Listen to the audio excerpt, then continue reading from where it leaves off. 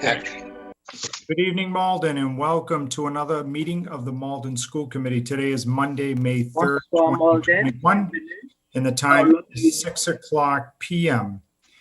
In accordance with Governor Baker's March 12, 2020 order suspending certain provisions of the open meeting law, Mass General Law, Chapter 38, Section 18, as well as the governor's August 23rd and December 8th, 2020 revised guidance prohibiting assemblage of more than 25 people, this meeting will be conducted via remote participation.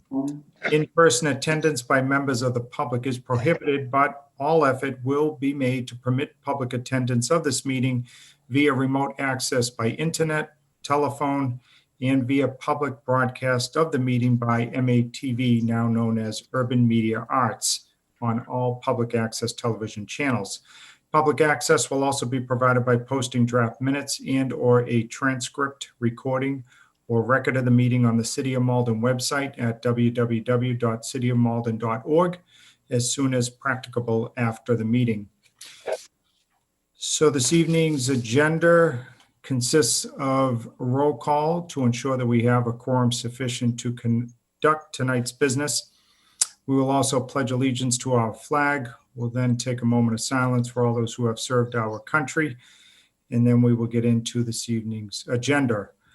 But as always, we first want to introduce Rosetta Languages, who have been with us now for some time. As a matter of fact, we may want to give them a permanent standing on our agenda going forward. They've been such a valuable resource for us. So without further ado, let me go back to Mr. Weldai, who will introduce Rosetta Languages, who will be providing translation for this evening's meeting. Let's take it right over to Danielle. All right. Thank you, Mayor Gary. Thank you, Adam.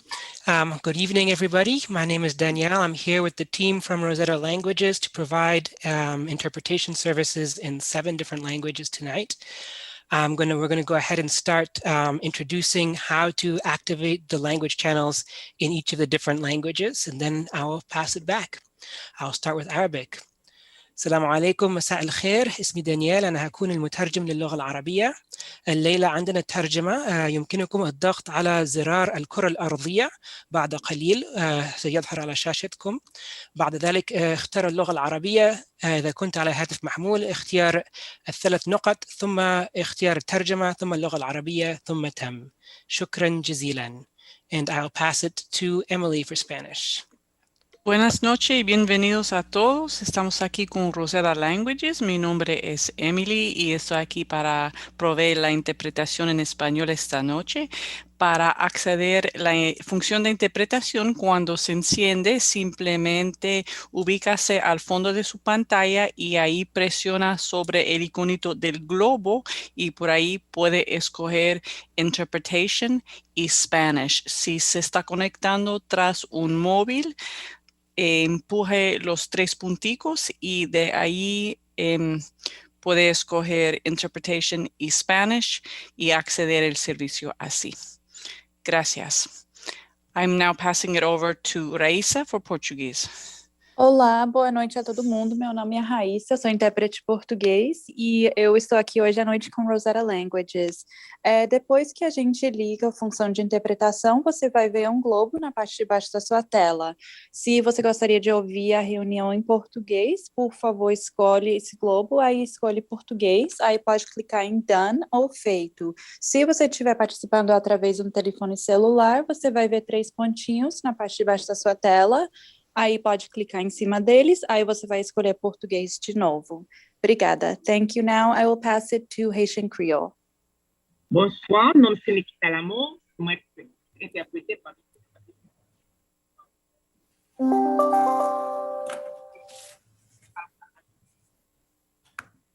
Oops, Nikita, I don't think we can hear you very well.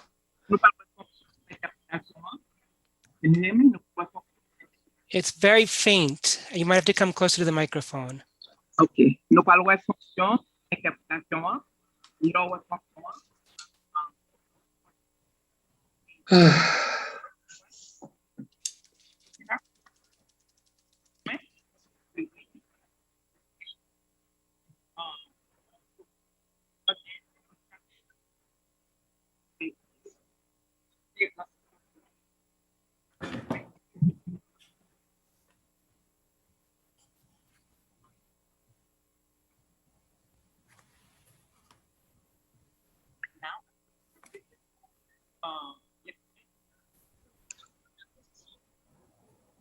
Nikita, it cut out a lot. Maybe you need to fix something with your sound because I couldn't hear probably like the second half of what you were saying. So we can continue with Vietnamese while you fix that, and then maybe you want to type in the chat the instructions. That could be helpful.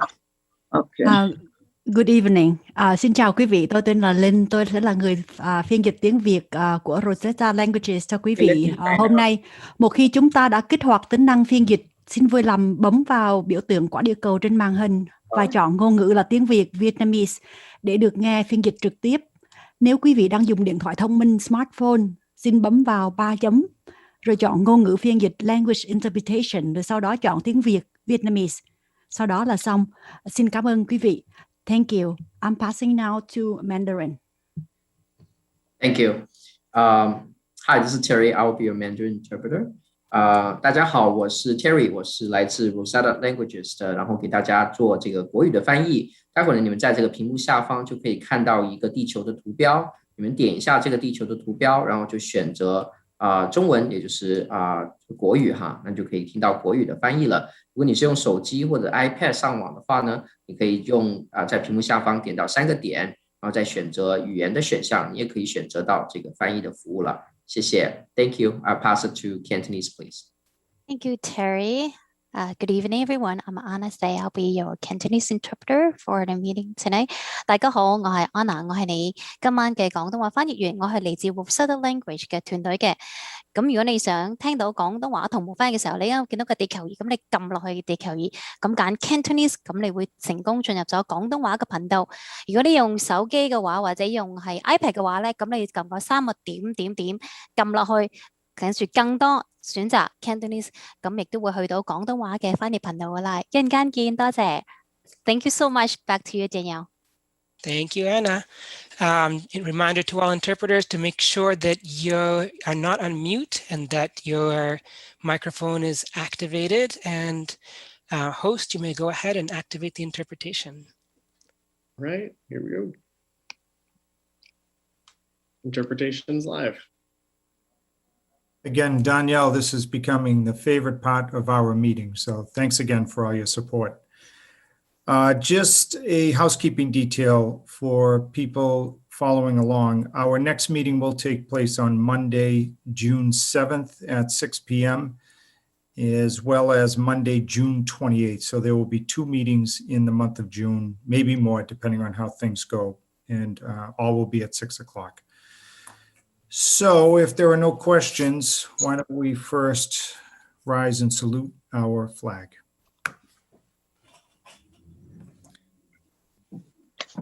I pledge allegiance to the flag of the United States of America and to the republic which stands one nation under God, indivisible, indivisible, with with liberty and justice for all.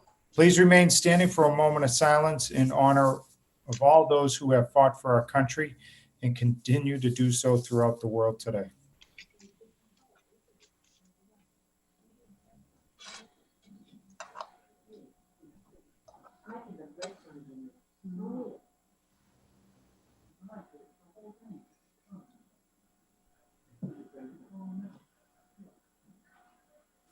Thank you.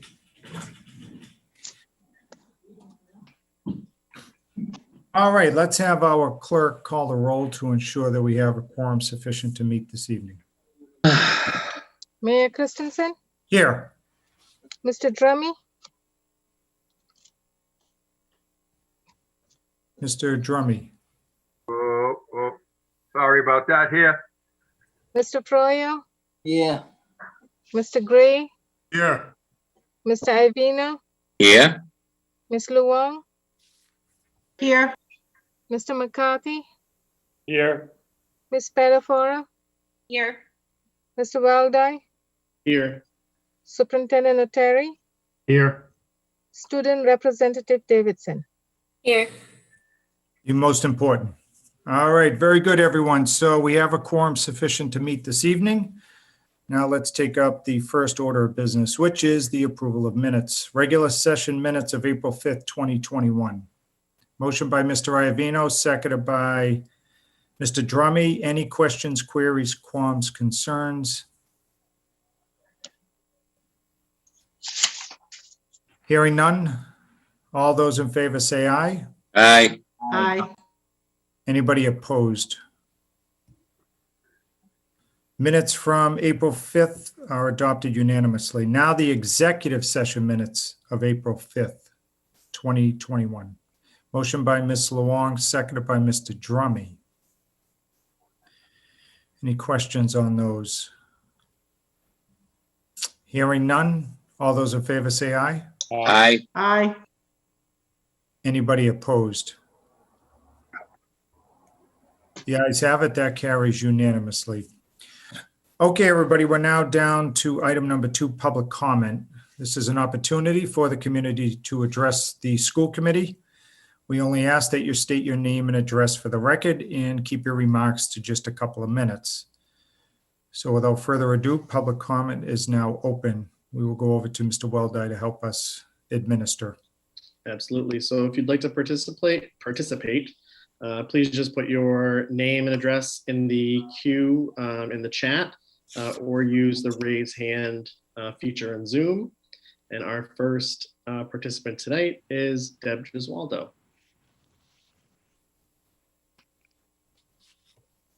Sure. Good evening, Mayor Christenson and Malden School Committee members. My name is Deb Gesualdo. I live at 34 Abington Road in Danvers. I'm the proud president of the Malden Education Association, which represents more than 750 education professionals, including teachers, nurses, librarians, education support professionals, assistant and house principals, school social workers, program managers, computer technicians, speech and language pathologists, school counselors, school psychologists, BCBAs, curriculum directors, occupational therapists, and instructional coaches. Since today is the start of National Teacher Appreciation Week, I'd like to publicly thank each and every person who works for the Malden Public Schools, regardless their job title, for everything they do and wish them a happy Teacher Appreciation Week. A career in public education carries the solemn responsibility of educating students and helping to mold their lives from the moment they walk through the doors of our Early Learning Center to the day they leave Malden High School as young adults ready to take on the world. From March of 2020 through now, the field of public education has become increasingly more challenging and more important. In the midst of a global pandemic and in the midst of our country struggling to come to terms with the much needed and long overdue addressing of systemic and institutional racism, our educators have remained committed to not just giving our students the support, tools, and time they need to learn, but to doing the very best they can in extenuating circumstances to inspire students' natural curiosity, imagination, and desire to learn. Educators and all school staff in Malden have remained committed to the success and safety of every student and have kept students at the center of all that they do. All of the people who keep our schools up and running and who make sure our students have caring, qualified, and committed educators helping to create the public schools our students and community deserve are worthy of all of the recognition that they'll receive this week. And so it is with so much gratitude that I say thank you to our entire staff of the Malden Public Schools. Thank you. Anybody else wishing to address the school committee? Seeing no other hands, just a reminder, you can use the raise hand feature on Zoom or type in the chat. Just a reminder for our presenters, try to speak as slowly as possible just so our interpreters are able to actually get what you're saying across. Seeing none, Mr. Chair. All right, we'll close that portion of the meeting. We're now down to item number 3, the superintendent's report. And within the report is an assessment update, special education update, and then district updates and highlights. Over to Superintendent O'Teary. Thank you very much, Mr. Chair. Our first item is an assessment update. The district was requested to provide an assessment update to see where we stand and help with our future plans. I would like to call on our Assistant Superintendent for Curriculum, Instruction, and Assessment Dr. Kelly Chase, to provide more details and a presentation. Good evening. Hi, I do have a slide presentation. Mr. Weldai, is it possible for me to share my screen? Does that green button work for me? It should. Okay, we're going to try. Buckle up, everybody.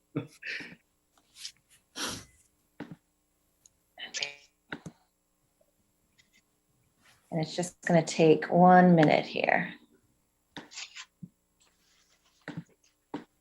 Okay, let's see. You get to see all the clutter on my screen. And I'll get rid of this. Can everyone see my screen? Yes. Okay, great. All right, so here we go. So for this evening, I have a 10,000-foot overview of assessments that we've been doing this year in relation to our student learning, and then more important, our plans for going forward.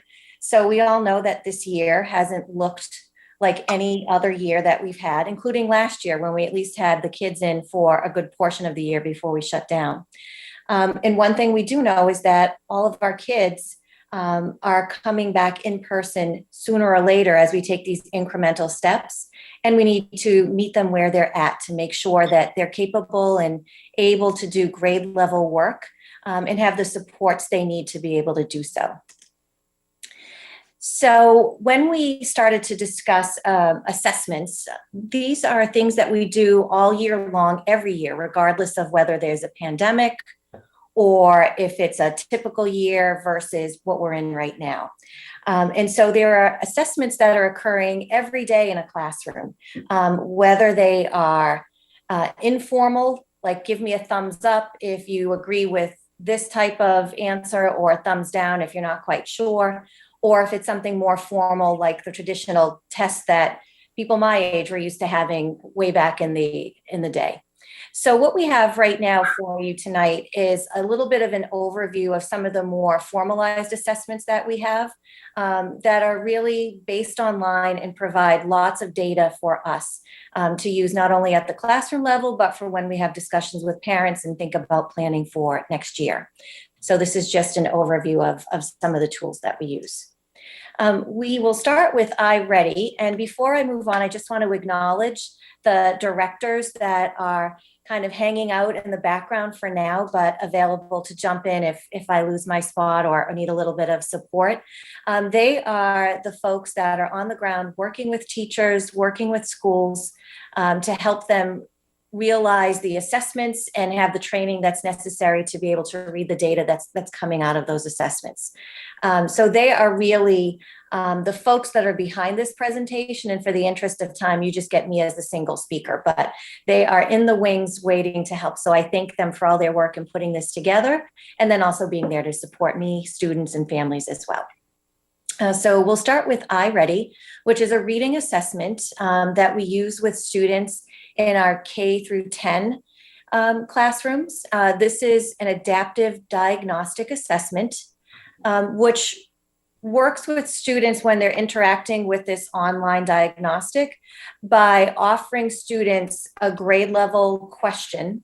And then if the student gets it correct, they move on. And if the student gets it incorrect, the platform is looking to see where it can meet the student in terms of where they are for grade level. It identifies grade level equivalence, and then it also can serve as an intervention component, which means that as we identify areas where students may need more help, it can give clues to the teacher as to what type of help that student specifically needs.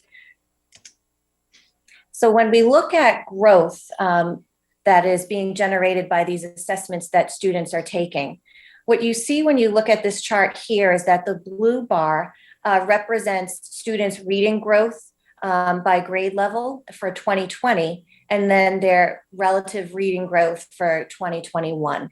And you can see that clearly the blue bars are ahead of the red, which means that there are some gaps to be closed, but nothing that cannot be closed over time with the interventions that we are providing. So when we look at this slide, we see that our youngest learners in grades 1 through 5 are showing some trends that are looking as the red bar is downward here. But you also have to take into consideration that when we look at data, it is just 1 point out of many. So if you think about a mosaic picture and you have all the tiles that come together to give a complete picture and work of art, it's the same thing when we look at kids. Each data point is like one little tile or square out of a bigger picture. And so what we're seeing here is that our younger learners have struggled. You also have to remember that when we have conversations about teaching and learning, these are also the learners who have had the least experience with technology and learning from home, and less of that interactive, independent teaching and learning that typically happens in a classroom. When we look at the upper grades, as you start to get to grades 4 and 5, the red and blue bars are much closer together. Then when you take a look at grades 6 through 10, by the time you get to 10th grade, there's even growth. Again, these are students who are more advanced with their use of technology. They are more advanced with learning independently than our youngest learners. And when we look at grade 8, and we see that red bar that's higher for 2021, the conversation really turns to, so why is this outlier here? And that leads to conversations about the different types of testing environments that kids are taking these assessments in. When they're taking them at home, is it a quiet place? Is it a place where they have distractions or not? And so looking at those types of situations. So again, it's one data point, and then we dig down deeper, and I'll get into that as we move along. We also, at the younger grade levels, use an assessment called the DIBELS 8th edition, and that is reserved for students in grades kindergarten through grade 2. So if we look at the bullet points on this screen, we see that it's a formative screener, so it's not diagnostic. It tells us where instruction needs to begin. So if we look at all of our youngest learners and we think about the many different places that kids are in, I can think of my own daughter is a late summer birthday. And so 6 months in the life of a kindergarten kid can make a difference when you're taking an assessment. So these are clues as to where teachers need to begin instruction with our individual learners. The assessment screens foundational skills. And when we talk about foundational skills, it's letter naming, phoneme segmentation. So if you say cat is spelled C-A-T, but what are the sounds that go with each of those letters? Word reading, and then fluency, how well one can read without interruption and mistakes. So each test is timed for 1 minute, so very quick, and it gives a quick overview of where a student is at that moment in time. And this screener is also recommended by the Department of Ed as a dyslexia screener. When we look at the DIBELS for grades K1 and 2, what we have here for you to look at is we really want to hone in on what students are below grade level and what students are at grade level or above. And because DIBELS 8th is a brand new assessment this year, they go through different iterations. We don't have prior years to compare it to. It wouldn't be comparing apples to apples. So when we look at this, this screen that has the blue, red, and yellowish bars on it, these are our students who are below grade level, the percentage of students. And then as you look through the grade levels, kindergarten has the highest number of students who would be below grade level, and then you see it track downward. So that's a good sign. As kids go through their grade levels, they are picking up more and more of the learning that they need to be successful readers. Likewise, if you look at the bar graph to the right, you see that the blue bar, which is grade levels at or above, you see that incremental increase as well. So trending in the right direction there. Let's move on. In addition to the DIBELS, in addition to iReady, we also make regular use of common writing assignments, and that's for grades K through 12. And so when we give writing assignments and writing assessments to our students, we often have grade level teams led by directors or coaches to take a look at student work using a protocol and really discuss what are our kids' doing well at overall, and where are some of the weak spots that we need to really give more attention to. So when we look at the K through 5 trends here, we see that students are demonstrating growth at evidence-based writing. So evidence-based writing means that you can interact with the text. You can go back, and when you give an answer, you can find the exact spot in the text that led you to that answer. Showing improvement in their typing skills, so a technical skill, and then using some pre-writing strategies. So one of the things that's really difficult, even as you get into your adult years, is that we're so on the go that we need to remind ourselves that our first draft is not always our best work. In fact, rarely is it. And so going back and doing brainstorming and then iterations of writing will really tend to improve the writer skill. And then using glow and grow feedback to build skills. So understanding that, you know, whether you have some weak spots to work on and some things to celebrate within that work, you can always find both glow and grow type of feedback. And that teaches our students that we are always on a path to improving and that the learning never stops. And that continues well into adulthood. When we look at the trends for grades 6 through 12, we can see that students, again, using pre-writing strategies. As the former high school English teacher, this was always a challenge, again, because we always want our first draft to be our best draft, and that's rarely how it works. And then we lead ourselves to a better finished product when we take the time to step away from it and then come back and think about how the process of writing leads to, you know, positive work. Students taking more risks in their writing. So instead of just using one type of sentence in terms of making a declarative statement, learning how to play with language. And that comes with experience and instruction as well. Effectively integrating annotations and quotations into writing. So one of the things, again, in my own background was, as a 9th grade teacher, helping students really pick apart a text in a way that helps them interact deeply with that text and not just give it a surface level reading. So that's where you tap into your higher order thinking skills. The second piece to that is being able to use quotations in writing. So not just pick out a quotation for the sake of picking out a quote, but rather choosing a quotation that supports the point you're trying to make and then explaining how that quotation does that. Bringing experiences and emotions into their writing. So knowing when to include their own voice and knowing when to take a stand when they're writing without that I or that personality piece in there.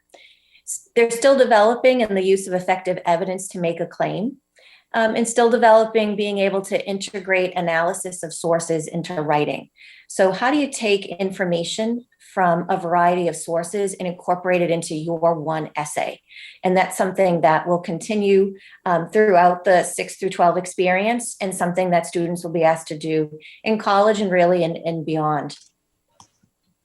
When we move into math, we also have an online assessment platform called IXL. So IXL is a diagnostic tool. It's aligned with our state curriculum frameworks. And when it's used on a regular basis, it provides teachers with very specific data related to students' performance in the math standards. In 1920, students in kindergarten did not participate due to limited technology access. If you go into the Wayback Machine and think about 1920, although it's a blur to most of us, you can remember that that was at a point where we were still trying to assess who had a computer or Chromebook and who did not, how to get the technology into the hands of all our students and rolling that out in a methodical way. So it took us some time to get that into the hands of our kindergarten students. This IXL does also not include advanced placement students. And the reason for that is advanced placement really follows a very strict guideline of what needs to be covered in the advanced classes in order to prepare for the advanced placement test at the end of the year.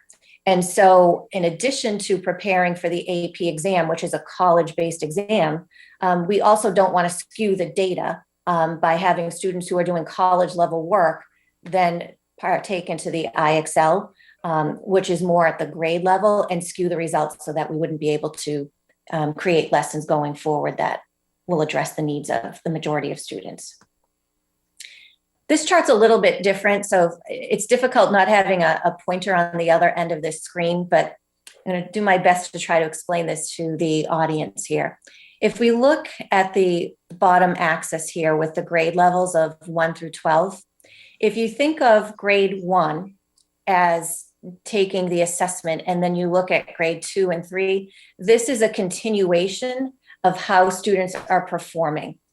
So the note on the side will explain that these results, if you think about the same cohort, so where they were the first graders last year are second graders this year, the second graders last year are third graders this year. And you can see these dips of trending up and down based upon where the cohort is at that moment in time. And so that's what we would expect. So from last year, having the majority of the year in person, and then taking a little dip, and then coming back up as the instruction kicks into gear again for this year. So for analysis for a math assessment, some of the points to keep in mind is that the growth remains significantly positive for all grade levels. There is a greater consistency of curricular implementation and alignment across the district that has to do with some of the work we completed over the summer in the area of aligning curriculum and building units of study. Again, just as a reminder, no data from last year's kindergarten class or AP classes. And then we also have to factor in that students are piloting Eureka in K through 5 last year, and then a full-blown expanded pilot this year for grades 3 through 5. So that will also impact results that we see as they get used to Eureka. Actions, there was a recent approval of 45 math assistant positions in the district to help students who are in the process of being able to use grant funding to hire those positions and be able to really spread those around as students show that they need help in a particular area. To fully implement Eureka Math in classes grades K through 5, looking at a span over the next year, and then grade level meetings with coaches continuing into the next year. iLearning is something that is unique to our ELs, so our English learners. iLearning is designed not as a replacement assessment, but as a supplement for core literacy instruction for English learners. So it provides instruction and practice in the 4 domains of literacy, so reading, writing, listening, and speaking. And teachers use this as yet another tool to pinpoint where the greatest need for students' success lies.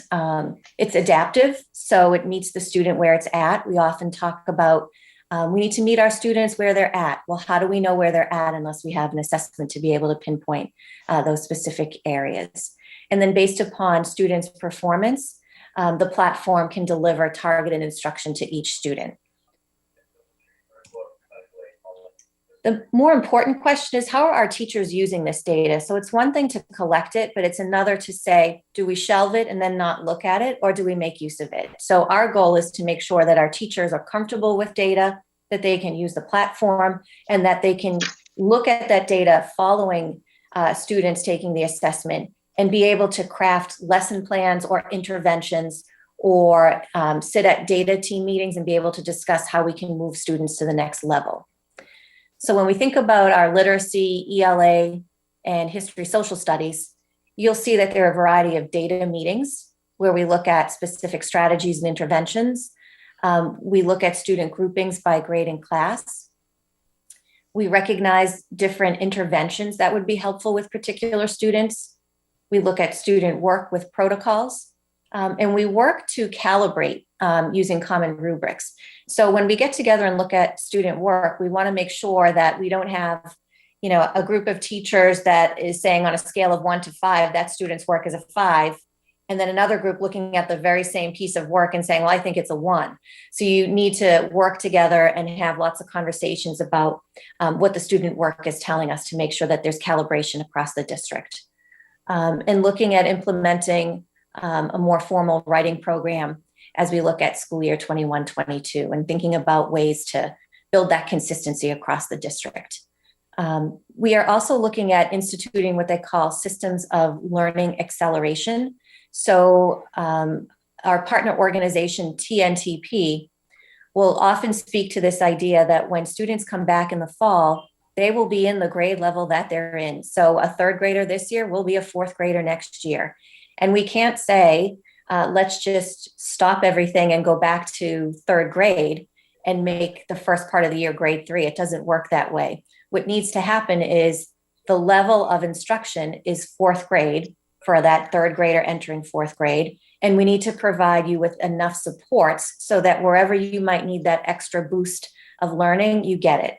And wherever you're meeting grade level, we can accelerate that as well. So that whole idea of differentiation. For math supports, how do we move forward with math? I've also already mentioned the expanding the pilot to include grades K through 2. Provide training to K-2 teachers in Eureka Math, and we're already doing that this year, so planning for next year already. The coaches continue to work with grade level cross-district meetings throughout the year. There's an additional Eureka Math preparation and customization training in the fall, so as teachers become more adept at using Eureka, offering training to teachers as well.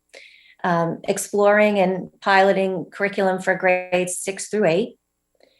And then continuing that examination of transition from grade 8 to 9. So that work with the Bar Foundation that we've been working on for the past couple of years, and recognizing the importance of transition for grades 8 through 9, realizing how to build consistency across the district, leading to more paths to higher level math.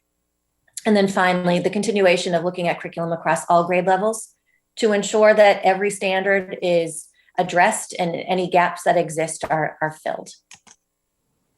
So some general reflections. When we think about data, we have to have lots of conversations about what story does the data tell us? So some things to keep in mind is that gaps in the younger grades can be due to less experience with those computer-based assessments. And many families have expressed to teachers and administrators that there are challenges when you're trying to get a first grader to really attend to a computer screen for an extended amount of time when completing a computer-based assessment. So really trying to, put that into part of the narrative there. Older students more comfortable taking those assessments through technology. And so they're relatively accurate measures of the student learning. And then looking at the dips in student learning over time, so that they can be mitigated and addressed with effective acceleration strategies. So DESE has talked about learning acceleration. They call it TNTP. That seems to be, a key focus both nationwide and locally as we move forward. And then that being the key for 2021. And so with that, I'm going to stop and come back and see what questions you might have. All right, thank you very much. And now let's take some questions. And just a reminder, if you can speak slowly, so Sorry. the languages. No, that's okay. So they can translate. First question is from, let's see, Mr. Weldai. And then we'll go to Ms. Spadafora. Thank you, Mr. Chair. And thank you, Dr. Chase, and to all of the curriculum directors for putting this together. I think, it was very interesting, and I had some time to sort of digest the information that you sent. There were a lot of things that sort of jumped out as surprises, particularly in the literacy. And I know we sort of don't know, because we talked about different testing environments, and we don't know the validity of the data truly, but I mean, the idea of the reading growth in grades 1 to 3 being a little lower than where I thought it would, and then 8 to 10 being, I think, a little higher than where I thought it would be. But one thing that sort of stood out, and I guess I'm wondering your thoughts, anybody's thoughts, is it seems as if the progress that kids made in STEM and in math in particular, right, was a little bit, it seems like there was more progress made, or more progress towards reaching grade level in sort of the STEM areas than in the humanities. Or is that a fair-ish conclusion? I think you're looking at different platforms. So that's something to consider as well, and what's being measured. Sure. So you'd have to really take a dive more deeply into that to look at the exact questions that diagnostics are asking, and then compare that to what's been taught. across not just last year, but then this year as well. That makes sense, because you're right. And you did say that we are just looking at one data point. So it's not the full picture of the kid. I guess to that point, when you mentioned about what's being taught, and this is a question that, I was discussing this with a colleague of mine last week. Do we feel like our kids might have been in a better position because of the length of time, and I'm trying to silver linings here, that they were remote, because content and standards didn't necessarily need to be modified or cut as much? I'm thinking, I have a lot of colleagues who work in districts where hybrid models were so fluctuating, right? Some kids were at Monday, Tuesday, and then Wednesday was remote for everybody. And then Thursday, Friday was the same thing, that they had to do a lot of modification of their content and their standards. Do we feel as if that happened as much here? And like, in my mind, I feel like it's a net positive, right? That we were at least able to sort of be consistent and not needing to modify as much, but I'm curious if that's true. So I think one of the important things was we were very intentional about following DESE guidance. And if you remember way back to last year when we shut down in March, the first thing DESE said was, you're not advancing the curriculum right now at this moment, because the focus was on getting the technology into the hands of all of our students and making sure there was equity there. And I'm sure that was difficult for some families that had the means to plow ahead and wanting to advance that curriculum. So I think we were very intentional about getting the technology into students' hands first, and then starting out at the same spot and making sure that everyone was coming along and not leaving anyone behind. So I think that was helpful.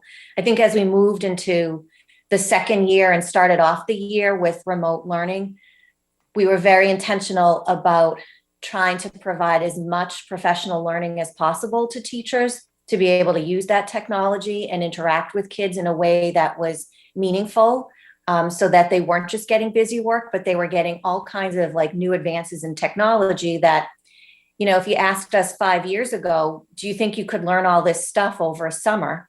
People would have thought that the world was ending. And in fact, I think it was a real time for teachers to shine. So you see things like Nearpod, and you see lots of videos, and you see interactive storyboards that teachers are doing across the district. So I think that's a real silver lining too. And I think that this is Teacher Appreciation Week. And one of the things I think teachers should take a moment to reflect upon is how much, despite the fact that it's been a long year and a half or however long it's been, how much they've been able to learn and pivot and make sure that they're bringing their kids along and actually like a lot of the technology that they've been using, so that there'll be different teachers when they come back into the classroom full-time, 5 days a week, every day next year type of thing. So bringing those things along. We focus a lot on the loss.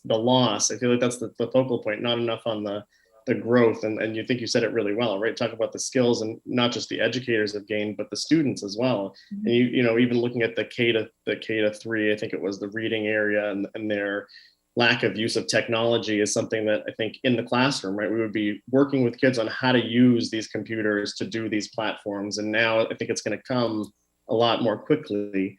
Thank you, Dr. Chase. My last question, if it's okay, Mr. Chair, is just around the acceleration piece. And it was great to sort of hear you touch upon the learning acceleration and the individualization of it that I think will come in the fall of 21. I'm wondering, is there anything that we're looking at, particularly thinking about, not that I want to give this much credence, but Governor Baker's press conference, the announcement the other day about the summer acceleration money that districts are getting. Are we focusing all of our attention sort of on the September of 21 acceleration, or are there pieces of the planning that's going into the summer as well? So summer's a pretty busy time for us. Everyone just makes the assumption of the good old days of, it's summertime, school's out, and you picture thousands of kids running out and teachers behind them. And that hasn't been the case in Malden for a really long time. So our summers are really busy. And just like summers prior, we've got lots of programming that's in the works right now. So Title I has hundreds of kids that come in during the summer, and they always have. We also have opportunities through some of that ELT funding that's targeted for students as well. We have Jenny McGoldrick's program that looks at enrichment, and, you know, it's hiding the work in a lot of fun activities. And getting our kindergarten kids ready when you think about our newest kids coming in. And so catching them up to speed and how to do school in person this year. So there are tons of opportunities that are in the works, in the planning stages right now for the summer. So I don't imagine that Malden is going to be a quiet place at all this summer. Thank you, Dr. Chase. Thank you, Mr. Chairman. Thank you, Ms. Spadafora. Thank you, Mr. Chair, and thank you so much, Dr. Chase, for that presentation. I'm going to keep this really, really quick. When talking about the use of data, have we looked at where, like in particular DIBELS, we're testing at a kindergarten level. Can we look at that data and pass it down to our preschool? Okay, this is what we're seeing. Maybe this is something that we can implement at the pre-K level. So when they get to that kindergarten, they're maybe a little bit higher up in learning. I mean, are we looking at that from that lens in regards to pre-K? So I think when you think about pre-K, the teachers at the ELC, the work that's being assessed in DIBELS is stuff that pre-K teachers are working on as a natural progression of where students would be coming in at that age level. So they get a screen before they start kindergarten. And if you think about our pre-K kids, they're all over the city. So some of them are at the ELC, but many of them are coming from different places. And that's a way for us to catch them up to speed and where they need to be. Janice, I don't know if you want to add anything to that, because I know you work with coaches and whatnot. Yes, I do. One thing we need to recognize is not all of our students go through the ELC. So we have a lot of students that come in that have no educational background at all. And truth be told, in the kindergarten, the most important measure is phonemic awareness. And that's understanding how to take sounds and put them together and how to rhyme and things like that, where parents most of the time are teaching their children the letters, which is an important skill, but it's not nearly as important as it is to know that cat is made out of 3 sounds, k, at. So what students actually come in with that haven't gone through the ELC may not be the base that they need, but it's a very, very easy fix. Typically by the end of kindergarten, at least 90% of our students have mastered phonemic awareness and letter identification. So, but that's a good question. Oh, and Rick and I have been talking about getting together with the kindergarten teachers and the preschool teachers to have that conversation. But with everything being remote, it's been hard to do that this year. But we are still in the talking stages and the planning. Thank you. And just one question really based on the presentation, actually. On your first 2 slides, I believe it was iReady in regards to reading growth. Can you just confirm what those numbers on the left side of your graph represent? Left side of the graph. So if you look at the first graph, Janice, you've got the grades 1 through 5. So it's reading growth for the 2020 school year. Oh, okay. So it's a percentage of how much they've grown. So that growth is also based on end of the year. Okay. So what that means is this year we'll take the first grade. It looks like it's at approximately 22%. So 22% of the first graders have made their end of the year goal. Mm-hmm. So the problem we see with the primary grades is really right now is the technology skills that they don't have them. And the parents can't help them because this is an assessment that they've heard me talk about, but they've never seen the children take it. Mm-hmm. So, and so as you can see, as we go up in the grades, the fourth grade, we have over 60% of our students who have already met their end of year goal, which is very good. I mean, we're hoping to see the average class make 50%. And, you know, anything above that is even better. Okay, thank you for that clarification. You're welcome. Ms. Davidson. Hi, thank you, Mr. Chair and Dr. Chase and Janice. So my question is, what are we doing to support teachers in closing that gap? For instance, in the iReady for elementary students, I did see that there was a gap in, I think, second grade might have been the most alarming. I don't have it with me. And I was just wondering, how can we support our teachers, or what have we done to support our teachers in closing that gap and really identifying that growth and finding where we need to improve or how? So one thing to keep in mind is that our teachers are never alone. Our teachers are part of a much larger team that consists not just of the building administration, but a whole team of coaches, folks that are assisting in the classroom. And so when you're in, say, a younger grade classroom, it's typical to see, you know, at least 2 or 3 adults in any given classroom. So one might be working on a center with the kids as they go through some technological stuff and at their grade level. And then another group might be working directly with the teacher on practicing a skill. And still a third group might be working on a skill that needs some reinforcement. So what we would call the intervention piece of it. So that's one way that they get help. They also have professional development this year was focused 10 days at the beginning of the school year on everything we could possibly give to teachers within that, what seems like a long time, but not really when you're trying to open a school in a remote setting. So technology, help, professional development related to closing gaps, things of that sort, all that equity stuff that we work on throughout the year. So it's not something that is just specific to the pandemic and the fact that we're taking these assessments now, but these are best practices that we use on any given year. So if you think about a team approach. Okay, thank you for the clarification. All right, very good. Thank you. Any other questions? Hearing none, just one from the chair, Dr. Chase, the 45 math assistant positions. What's the status of those? So still looking to fill those positions. That's also been a struggle, just like any other position this year, in terms of getting folks to work. And those would be scattered throughout the district by grade level as they come in. And then potentially hoping that grant funds would allow for assistance next year as well.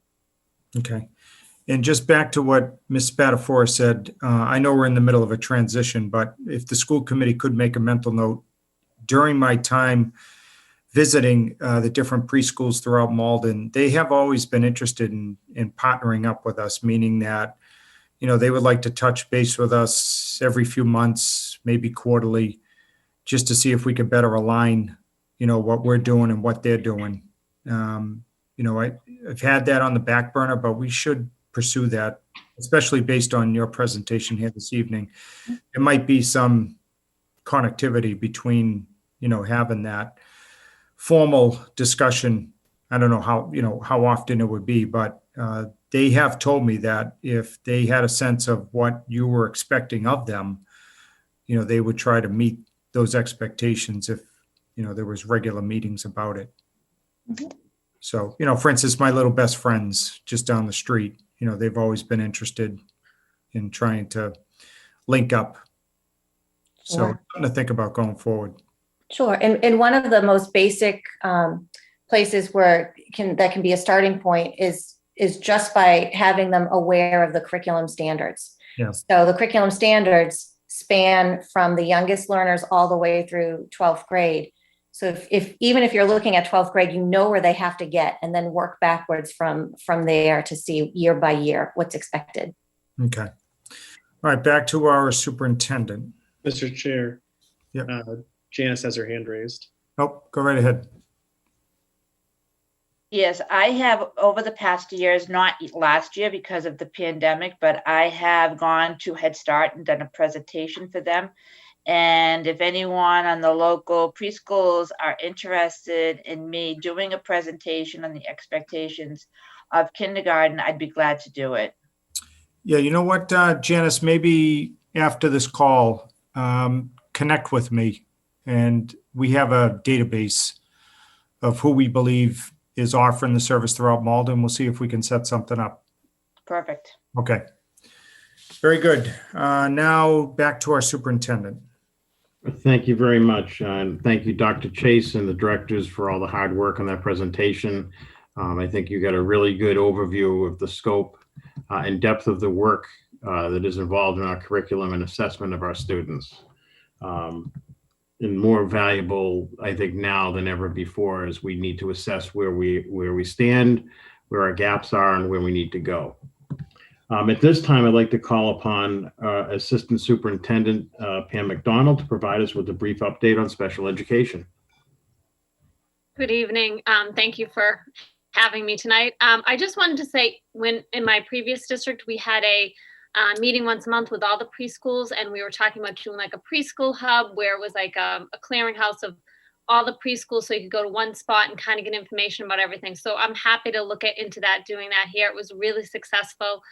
We looked into like joint grants that we would get for all of us. We would share resources. We do presentations with like our speech and language, what they should be expecting as far as that, OT, all of that. So we can totally look into that. I think the more we partner with our local preschools, the better off we all will be, because the best place to get kids is the younger they are for success down the line. All right, let me work on that, okay? And I'll be in touch. So I just want to I'm happy to help with that. So I don't have a lot tonight, but we are finishing up with our tiered focus monitoring with DESE, with the State Department of Elementary and Secondary Ed. We had our interviews, I believe, last week or the week before vacation. We also had on-site visits, and we had to upload a bunch of other documents. So we've just finished that process. We're looking forward to getting their report and what they have to say. As a result of that, my plan is to sort of take those information, any findings, and develop a long-range plan that is aligned with what the Department of Student Services in Malden needs. Of course, I'll share that with all of you before I finalize it. But right now, I'm thinking the feedback that I've gotten from the state so far, as well as what I have seen in the short time that I've been here, I'm really looking at 4 goals. The first is to update the procedures on how we process IEPs and how we just send them out, because I do think that that's sort of an issue. And so we're really looking at that. I'm going to put together a team to really kind of work on the procedures over the summer.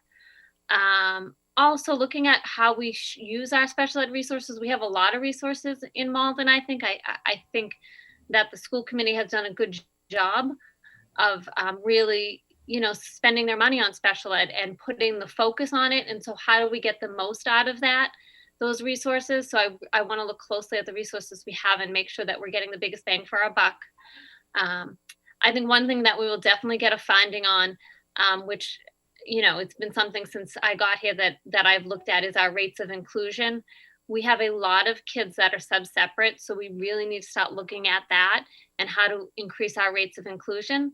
And along with that, the next goal would be for us to expand and improve upon our programming in district, so that we can bring some kids back, have them in their neighborhood schools when it's appropriate, and also have them in with their peers as much as appropriate. I think that's one of my biggest goals moving forward. So that's going to be probably my focus, and I'm hoping that I get the report soon. I don't know if I'll have that in time to present at the June meeting. If I do, I will. I know that there's a little bit of turnover right now at DESE, I was told, so the report might be a little bit delayed, but as soon as I get it, I will prepare a report for you guys for the next meeting. I have just finished working on an updated procedures manual, and I haven't quite finished, but I've got it in the works in draft form, so I may present that in June. And then we are hard at work at our extended year services. We have the survey out to most families, I believe, went out to see who's planning to come. I will say we are having the same issue as the other summer programming. It is a tight employment market right now, and so we're really working hard to get all our staff in place. We are also working, and hopefully this week we'll have we'll be able to contact families to offer summer programming as part of COVID compensatory services.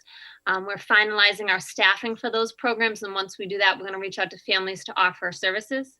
And we are at the Ferryway. I'm very excited about it. We're offering a 2 afternoons a week, some speech and language, OT, PT related services to some of our very high needs students as compensatory services. And we're trialing that out to see how it works, because there's a lot of moving parts. And if that works out well, we may do some more of that in the fall. So I think that's really all I have. You know, we're always busy in special ed, and Thank you. so I also want to say thank you to all the teachers out there, because it is Teacher Appreciation Day or week. So I want to thank all of our special ed teachers and all of the teachers and staff in the Malden Public Schools for all their hard work. But especially, I always say it, our teachers that have been in the trenches since October. So thank you, guys. All right, very good. Any questions? Let's go to Ms. LeWong. Hi, thank you so much for that update, Pam. I appreciate it. I just have one really kind of quick question on the extended year services. I know we were not offering those last summer to the kids that would normally have gotten those same services, even if they weren't in their IEPs from the summer earlier. So will we go back to see who got them 2 years prior, just to make sure that they're included, or how do you plan on kind of covering that? Yeah, so we're going to offer anyone who really wants them, we will offer summer services. And we're working with the liaisons to see who the liaisons thinks have had a little bit of a backslide and could use some extra help. You know, right now, our biggest stumbling block is staffing. As long as we have the staffing, we can offer it to lots and lots of families. And that's our priority right now. So we're working hard on staffing. If anyone wants to work summer program, give us a call. Shameless plug. All right, very good. Thank you. And now back, Ms. Spadafora. Thank you. Just one really quick question. So, Ms. McDonald, I know you haven't received your report yet on the tiered monitor. Or tiered focus monitoring. Thank you. But you indicated that you're once you get that report, you're going to create a long range plan. So I just wanted what do we consider long range? Are we looking at 2 to 4 years, 3 to 5? I would say at least 2 to 4. I think, you know, any real change in education is at least, you know, 2 to 5 years. So I think what my focus will be, and I had done this in my previous district, pick 3 or 4 robust goals with some, you know, objectives under them of how we will meet them and work towards those moving forward. And I've spent a lot of time, you know, talking to teachers and in the district now. So I have an idea, but I want to make sure it aligns with what DESE is going to ask us to do, because that's really going to be an important next steps for us. Thank you. Thank you. Now back to our superintendent. Thank you very much. As we welcome back our K-5 learners back to full-time in-person learning on April 5th, last week on Wednesday, April 26th, we welcomed back our 6th through 8th grade students full-time 5 days a week. This entry has gone very well and smoothly. The students were excited to be back in class with their other half of the classroom, who they mostly have only seen on camera, and have joined them in person. Lots of smiles, elbow bumps between the kids. And we look forward to the next eight weeks of having our pre-K through 8 students in full time. Last week, the state mandated that high school students return full time in person 5 days a week, beginning on Monday, May 17th. Principal Chris Mastrangelo and his team are busy contacting families to see if they will be returning full time or remaining in remote learning. We are meeting with the Malden Education Association on the smooth transition of our students to full-time learning mode and in person. We're excited about having our students back. We have noticed a lessening of anxiety and tension with our students back in person. With all of our staff nearly fully vaccinated, following our stringent guidelines on health and safety, we have been pleased that our transmission rate of COVID in schools has been 0. Family liaison positions. We have 4 full-time family liaison positions right now in the district. We have Ms. Genesis Layson at the Linden STEAM Academy, Bruna Oliveira at the Salemwood School, Kevin Isaza at the Ferryway School, and Sarah Joint at the Beebe School. The Forestdale position was reposted today in hopes of finding a bilingual candidate. Please note that the parent guardian liaison is a part-time position at the PIC, and right now the Parent Information Center is looking for a parent guardian liaison. This position, the family liaison, is responsible for building the capacity of schools to authentically engage our families and community. The liaison's primary role is to develop family engagement systems and activities that create strong partnerships to support teaching, learning, student achievement, school improvement, and a positive school climate. This position will work in conjunction with the principal and staff to create a welcoming environment that values parents and guardians as full partners in the education and development of their children. The liaison will serve as a bridge between school and home in ways that build trustful relationships, foster understanding, and relays the needs to one or the other. COVID testing. We began pool testing a couple months ago, actually in March, initially with our student athletes and then with our faculty. We rolled out pool testing today with our K-8 students. We sent out information and links to sign up last week for families who wish to participate in this. We hope to get as many families as possible to sign up as it makes the pool testing more valid. The state, which initially was funding this through April 18th, has actually agreed to pay for this through the end of August, which we would then employ also in our summer programming if we can. Pool testing involves mixing several test samples together in a batch or a pool, and then testing the pooled sample with a PCR test for detection of COVID-19. This approach increases the number of individuals that can be tested at one time and allows for regular testing of COVID-19.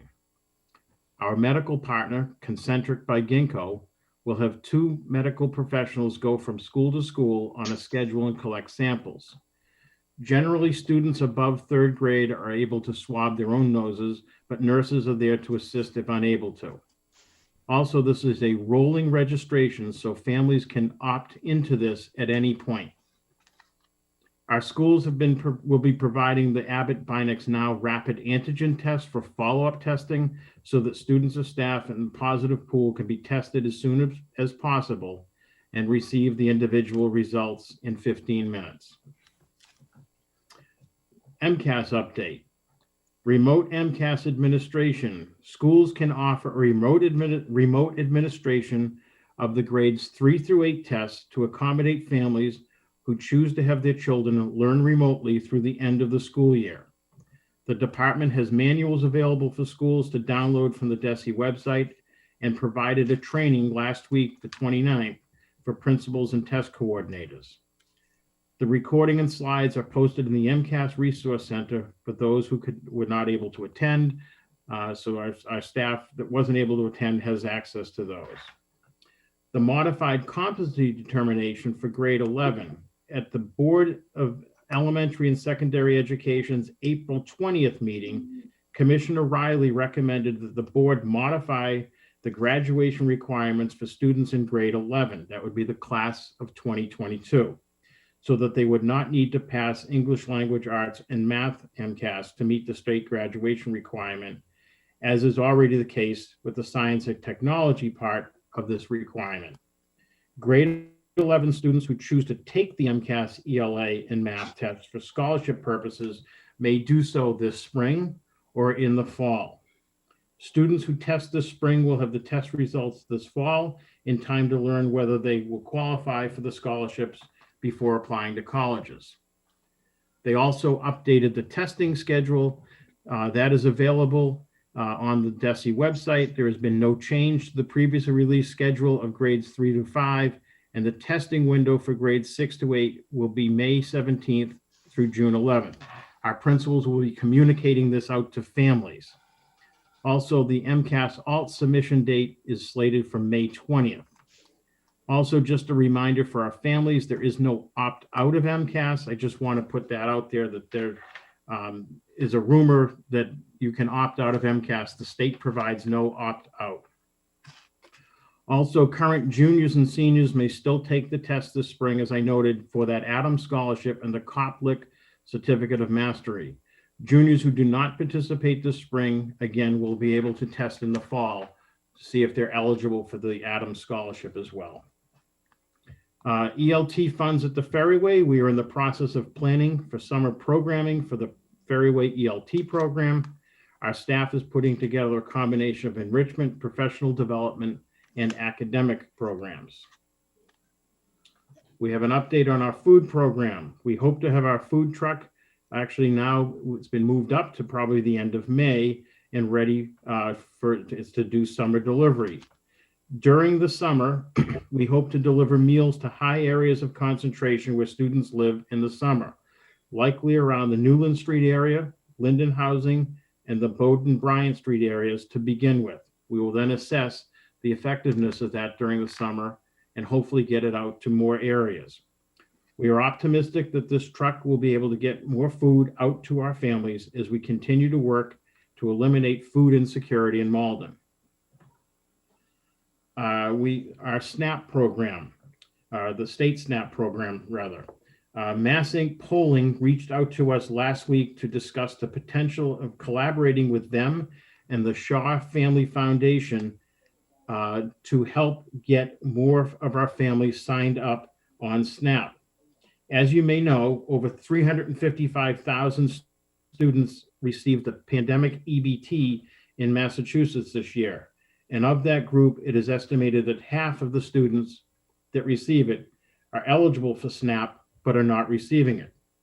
Recent data shows that in Malden, 1,980 students between ages 6 and 18 that could be eligible for SNAP are not on it. And given that we have 5,780 students that receive PEBT, that's a large number of students that are not receiving SNAP benefits. Given that students can get the maximum SNAP benefit now, we want to make sure all eligible kids are getting SNAP. The Shaw Foundation has engaged MassInc Polling to survey families in districts where most or all families receive the PEBT to understand the perceptions of SNAP and why they are not enrolling. The Shaw Foundation will use this data to help inform and outreach policy efforts. They will launch a survey, which we will get out likely this week, in 8 languages. They have 6 of them. We're working on getting the other 2 translated. It just came into us this afternoon. I will send it out via Blackboard Connect in both voice and email.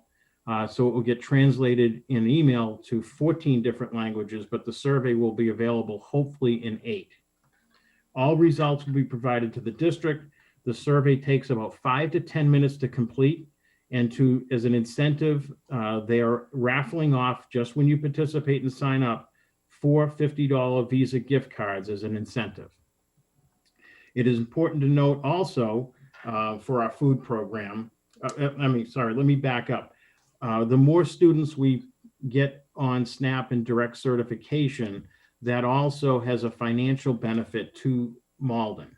That will increase our Chapter 70 funding because we will have more students that are directly certified that will increase our low income numbers. That has been sort of an elusive target for urban districts for the last several years.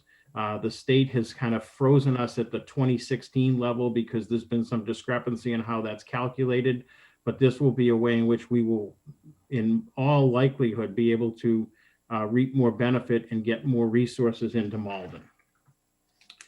Just also on the update on our food program here locally, as you are aware, we currently serve meals, breakfast and lunch out of 2 locations, the high school and the Salemwood School.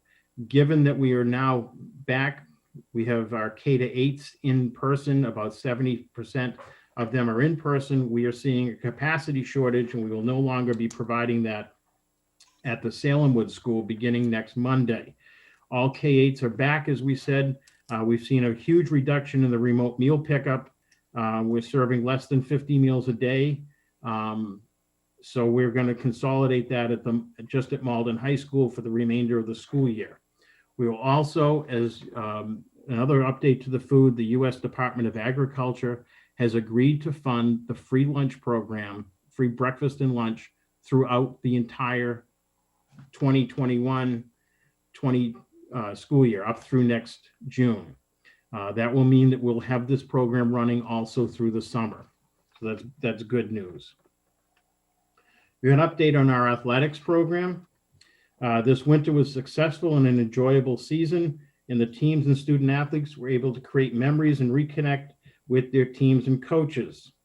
Seniors were honored on senior nights for all our teams, with parents allowed to attend those special events at the season end. Notable achievements from our winter season included another undefeated Greater Boston League championship by our co-ed swim team, led by head coach Jess Bisson. Top swimmers were Captain David Lombardi, Junior Tony Geich, Abby Tang, and Michaela Preston, who also were league all-stars. Two of our three captains on the Malden High, Medford High co-op girls hockey team were MHS seniors, Elena Giuliano, and Sarah Whitehouse. And that team registered a number of big wins. The athletic department would like to give special thanks to the athletic training staff members across the GBL for working in collaboration with athletic directors and principals to develop comprehensive COVID-19 return to play guidelines, which were universally throughout the league. Our athletic trainer, Jen Sturdivant, played a key leadership role in the entire process, she is to be singled out and included in these ranks. She's an exceptional athletic trainer who has had safety as her paramount guide throughout this. Jen was terrific to work with athletic director Charlie Conifrey and nursing director Patty Tremendozzi as they put together the pool testing program. We were happy to say we had 0 positive tests throughout the athletic season with that. Our partners in the GBL, particularly Medford, Everett, Somerville, were also doing the pool testing, and we were really happy with how that worked out. But it was really the efforts of our athletic directors and athletic trainers with the oversight of our principals that brought that together. A key part of those safety protocols, as I noted, was every Tuesday we had our COVID test, pool testing. It was a great trial run, and we'll continue that throughout the athletic year. We are now into our fall 2 season, which includes football, co-ed field hockey, boys and girls soccer, girls volleyball, cross country, golf, and cheering. They began on April 12th. The boys soccer and field hockey teams remain undefeated and sit atop the Greater Boston League. Our girls volleyball team is 3-1, and all three are looking to contend for the league championship. Girls soccer is a very respectable 2-2, and our football team plays arch rival Medford High School for the 133rd meeting, the longest in our area. I think we've got 1 or 2 that are a little bit longer, but we're really happy about that. It'll be this Saturday at 1 p.m. And lastly, the athletic department would like to thank Malden High School video production student team and their mentor, Mr. Jim Valenti, for live streaming all these events on YouTube all winter. They were terrific to watch. You got a great sense of it, especially on the away games that we couldn't go to, so it was really good. Our spring sports will begin in 2 weeks on May 17th, and registration is now open online. At the high school, we have a number of senior events that will be taking place this year that we worked with the Department of Public Health. Chris Webb is the director in getting them up and running and secured for this year. On Tuesday, May 25th, the National Honor Society induction ceremony will be at 6 p.m. at Jenkins Auditorium. The following night will be Senior Awards Night.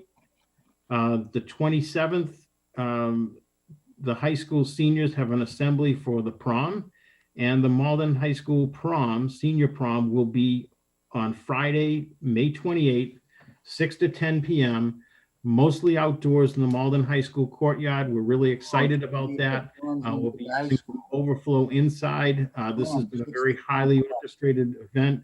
I want to thank Principal Mastrangelo and Mayor Christenson for their advocacy and input to this, and Chris Webb has approved the plan. We're very excited about it. We want to make sure that our seniors, the class of 21, get a full experience in having their senior prom.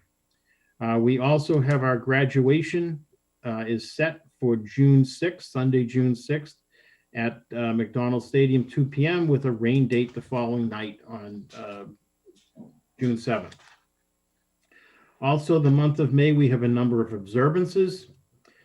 This month is Asian American Pacific Islander Heritage Month. It is observed annually in May to celebrate the contributions that generations of Asian Americans and Pacific Islanders have made to the American history, society, and culture.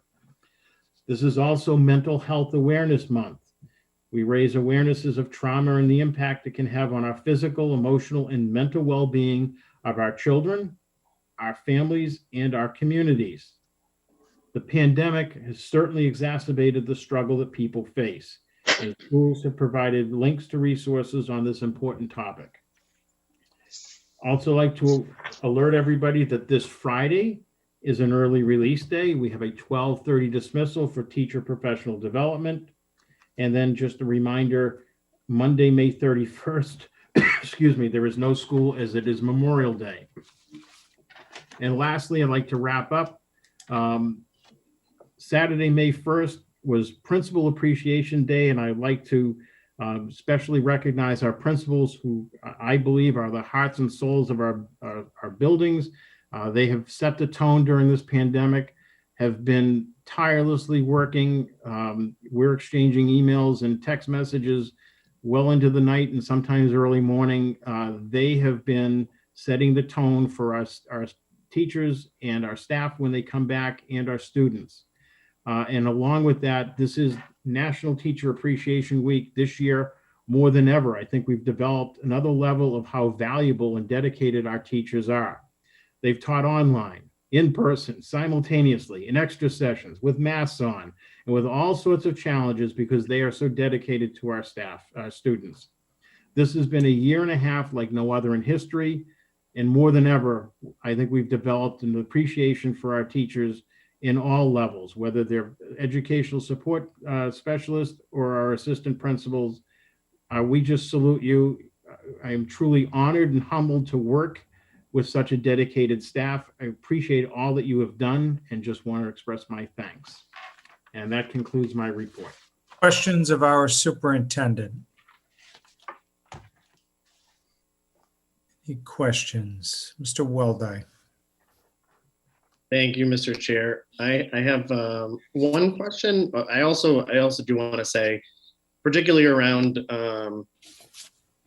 the MCAS update, I truly do appreciate Superintendent O'Terry working with the Mass Association of School Superintendents. I think Mass Association of School Committees. I think we as a committee sent a pretty powerful and I think a well thought out resolution to the state. I think it's truly disappointing. That shows what they've been valuing all along, that MCAS is not only being given this much priority, but also the amount in which we have to force it down remote kids is just kind of a joke. I mean, if you get to read some of the testing materials, it's the most classist, for people who live in the city of Malden, looking at, now all of a sudden the state thinks we need to provide kids with a quiet testing environment where we have to watch them the whole time with the camera on. It's just, I think it's a joke. And I think it makes me proud to be from Malden, where we took a strong stand, I think, against doing something like this in the middle of a year like this to both our teachers, our students, and our parents. So I appreciate this committee. My only question is around just one question is around the USDA piece about the free lunch for next year. Because we are a CEP district now, wouldn't we have gotten that anyways, or is this something different? I think it provides it through the summer, which it normally wouldn't have. Oh, that's interesting. Okay, so because I we're a believe CEP, so. we I wouldn't can get the double check on that, summertime. but I believe that's what we would get. And I'm sure there's something on the reimbursement end that Ms. Mertz and our food vendor Whitson's could probably explain more articulately than I can. But I think it's the bigger part would be that we're able to provide this through the summer. That's great. Thank you. And I'm really excited to hear about the participation in terms of seeing if we can get some of our families into the SNAP eligibility. I think that's a great move, and it's something that you should be commended for. Yeah, really excited about it. We're hoping that we can target any increase is helpful, but I think that, you know, we want to make sure our families get what they want. I mean, I think, you know, one of the problems with the PEBT, just my own opinion, is that it effectively made some families choose whether to come to school or stay remote because there was additional funding attached to that, about $140 a student. It's a lot, yeah. And I know that the intent of the DTA was to, you know, it was for missed meals. I mean, and our families had the opportunity to get the breakfast, lunch, and weekend meals that we provided. I think that it would have been more effective had they just continued with the PEBT through the summer and phased it out then when all families will be back in for the following school year, but that didn't happen. But I think that, you know, this ability to get food to our families over the summer, which will hopefully, I believe will also include weekend meals, will help mitigate some of that through the summer. That's huge. And thank you. And lastly, just to thank you for the memo you put out around pool testing, which was very helpful and informative, but also a special thank you to Patty Tramandozzi and Tony Mertz, who have answered all of my questions around pool testing oftentimes and off hours. I really appreciate it. And it's been a pretty successful program throughout the state. You know, and we're excited to roll it out. I think it was invaluable for our sports teams. When you think about that, they're traveling to another community. They're obviously, because of their sport, they're in close contact. So we felt that was our first priority in getting our pool testing done, because it was a point where we could have had, as some districts did that didn't do pool testing, at a minimum had to shut down athletic contests, but oftentimes it was quarantining large number of students, classes, and in some instances closing down schools temporarily. So we avoided all of that. You know, I was happy once we jumped on that opportunity. Patty and I seized that immediately, beginning back in November when it was first revealed. Other questions? A couple quick hitters, Soup, from the chair. What % of high school students have indicated they will be coming? Well, if we look at what we have in hybrid right now, we're about 50%. We don't know, excuse me, if that number will change. I don't think it'll change drastically. I think it will probably remain around there. Pool testing after August 31st. What's the cost and is it budgeted for? I don't know the cost, and we have not budgeted for that. I'm hoping that at that point, I think the state is as well. I just received notification that in all likelihood, the Pfizer vaccine will be approved in the next day or two for children 12 and up.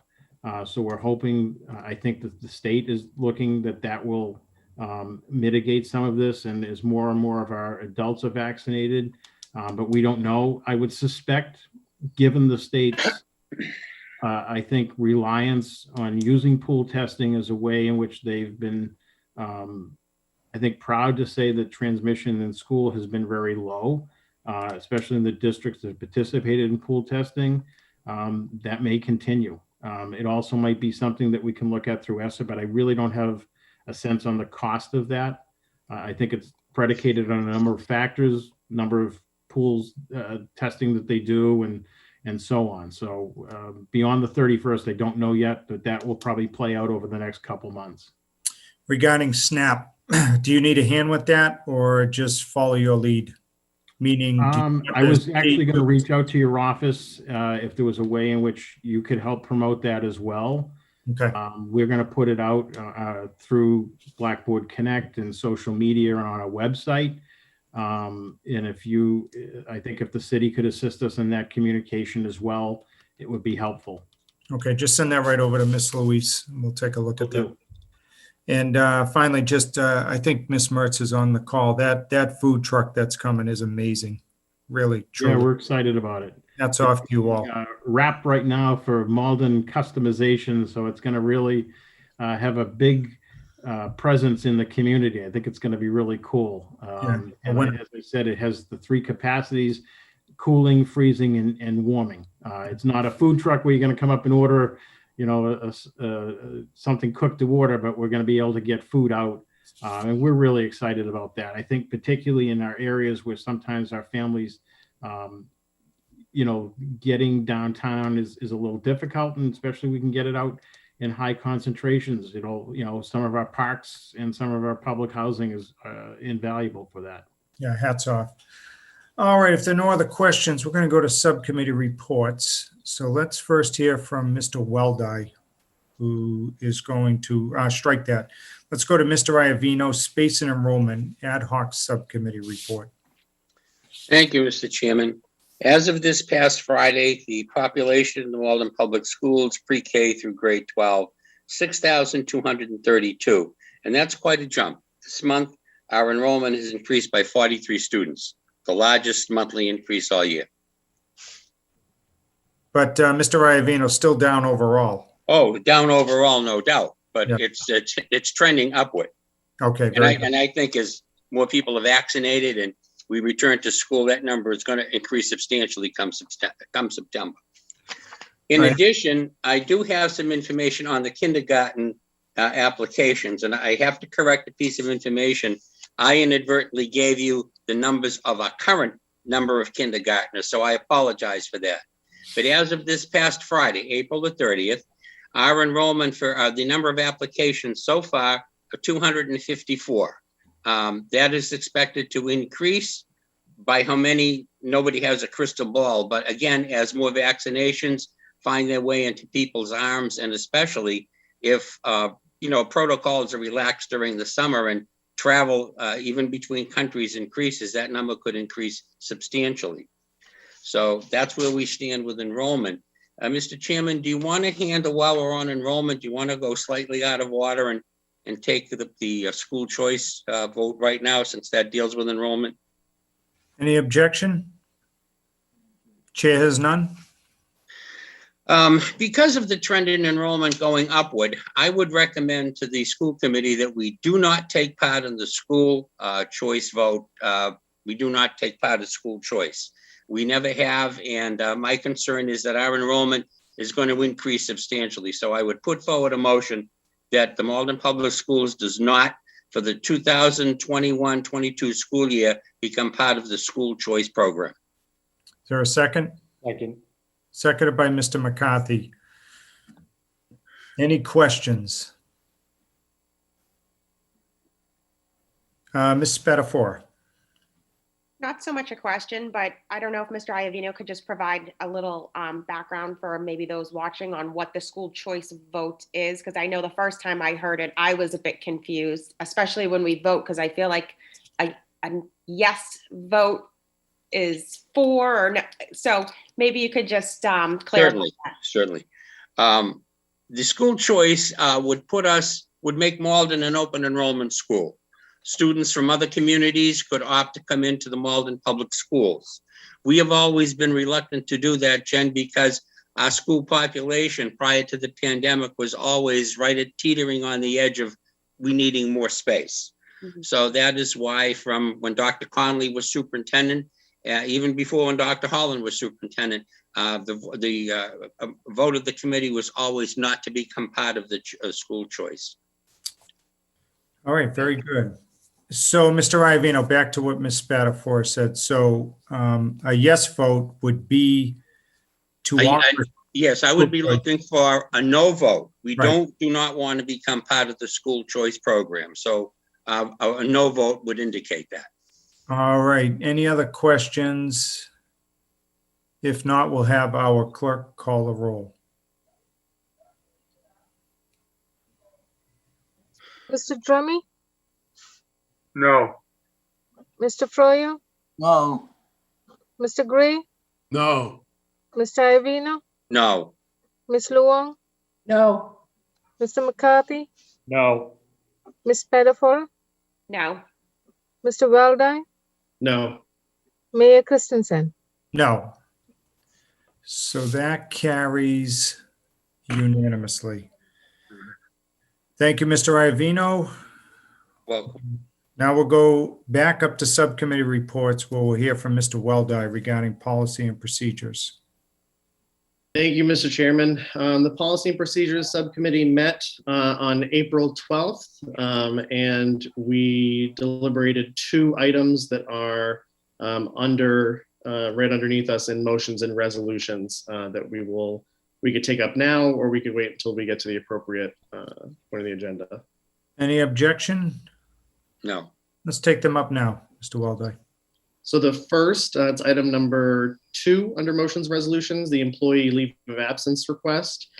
We got a detailed letter in our packets at the last meeting from Bobby Grinnell, who is a Spanish teacher at Malden High School, who prior to joining Malden High School was slated to be a Fulbright Scholar in Columbia for a year. And because of the pandemic, everything kind of got deferred. He came to teach with us at Malden High and is looking to take a year leave of absence to pursue that program this upcoming year. The policy committee voted unanimously to approve. The policy committee voted unanimously to approve the leave request. All right, any questions?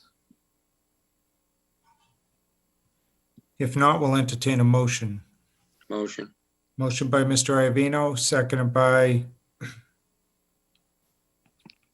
Mr. Drummy. So any other questions? Let's have the clerk call the roll. Mr. Drummy, Yes. Mr. Froyo, Yes. Mr. Gray, Yes. Mr. Iovino, Yes. Ms. Luong, Yes. Mr. McCarthy, Yes. Ms. Spadafora, Yes. Mr. Weldai, Yes. Mayor Christensen. Yes. That carries unanimously. Back to Mr. Weldai. Thank you, Mr. Chairman. The other item from the policy committee is item number 3 under motions and resolutions, which is the guidance on grade retention and K-1 grade registration. This was a late addition. It was a policy memo from DESE. You should all have it in your packet. Ultimately, what we're just looking to do is endorse their guidance. And for the folks at home, it says in the fall, DESE anticipates a full in-person return across all grade levels. We will work with districts and schools to ensure a focus on teaching grade level content with appropriate scaffolds for all learners. We will also support districts in meeting the needs of the whole child, including mental and physical health, in addition to accelerated instruction and extra help in core academic subjects. More guidance on fall planning will be forthcoming, but here is the point that they wanted us to endorse. As we stated last spring, heading into the 2021 school year, DESE discourages retaining students at the prior grade level. This includes students of first grade age whose parents may have kept them home from kindergarten this year. These students should be placed in the first grade in the fall, even if they chose to remain unenrolled for kindergarten. So it's looking for us to endorse the idea that we will not be holding back kids and we will not be penalizing kindergarten age students whose parents chose to keep them home. They can enroll in first grade, and the policy committee endorsed this unanimously. Any questions of Mr. Weldai? If not, we'll entertain a motion to approve. Motion to approve. Motion by Mr. Iovino, seconded by Mr. McCarthy. So any further questions? Clerk will call the roll. Mr. Drummy, Yes. Mr. Proyo, Yes. Mr. Gray, Yes. Mr. Iovino, Yes. Ms. Luong, Yes. Mr. McCarthy, Yes. Ms. Spadafora, Yes. Mr. Weldai, Yes. Mayor Christenson. Yes. So that carries unanimously. That's it for you, Mr. Weldai, correct? All they wrote. Thank you, Mr. All right. Chairman. Let's go back up top where we're now going to get an update from Ms. Spadafora regarding the Budget Subcommittee. Thank you, Mr. Chair. So the Budget Subcommittee has met 2 times since our last meeting, once on April 27th, and again this evening prior to this meeting. On the 27th, we actually held a joint meeting with our Space and Enrollment Ad-Hoc Subcommittee to discuss ELA, the Early Learning Center, space needs. And then we met today in addition to discuss the NRT transportation contract amendment. Both of those are under motions and resolutions. I can give some background on that before we go into those votes. Specific to the NRT contract, this is an amendment. So legislation was passed in 2020 that allowed us to pay at a reduced rate. I believe it was 78%, to continue paying NRT even though services weren't being provided to maintain that contract. So when we returned back into school, our high needs learners were going in 4 days a week, remote on Wednesdays. We were only paying NRT for those 4 days. And just recently legislation was passed again saying that we could pay for that 5th day to maintain contract at a reduced rate. And all the while NRT was still providing transportation to our out of district students, those that were going full-time hybrid. So it is, I believe, in our best interest to maintain at least that contract up until we look at our renewals. And this would be specifically for the 2020-2021 service. All right. So Ms. Spadafora, what was the vote of the committee? So the vote of the committee was unanimous to continue payment. And it was also already budgeted for. This is already money that we've been budgeted, into our budget. So there would be no increase. We're not looking to pull money from anywhere. So. Okay, very good. So motion by Ms. Spadafora. Motion. Seconded by Ms. Luong. So any questions of the chair? All those in favor say aye. Aye. Aye. Anybody opposed? The ayes have it. That carries unanimously.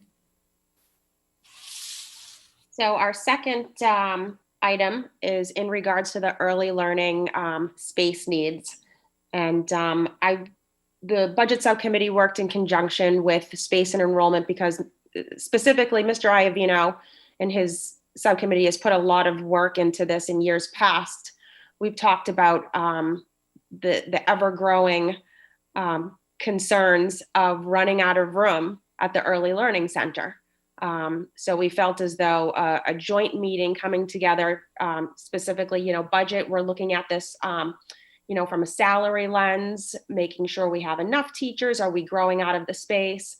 From a space lens, and the Mr. Rogers, Ms. Boudreau, our superintendent, assistant superintendent pulled together a lot of information and data for us and provided us with a scenario that we felt suited the Early Learning Center, and making sure that we're still doing what we need to do contractually for our ILP students and still offering a preschool option to the community. So I don't know if Superintendent O'Terry, I was hoping, I have two screens here. I wasn't sure if Mr. Rogers was here to give a little background to the committee on what we came up with for a plan. He is. Yep, Mr. Rogers yep, and I see him right there. Ms. Boudreau and Ms. McDonald are here to give some input on that. So is it okay if I put a couple slides up to illustrate? Yes.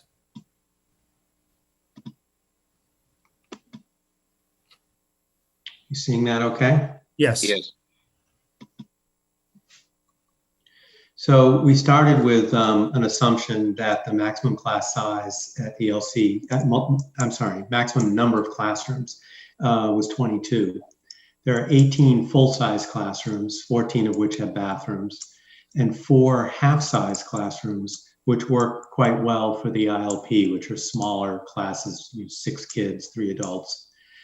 And then to kind of look at what our needs were, we feel that we need to have 14 classrooms next year for the ILP program, the intensive learning program, and that leaves 8 full-size classrooms, to consider how to deploy them.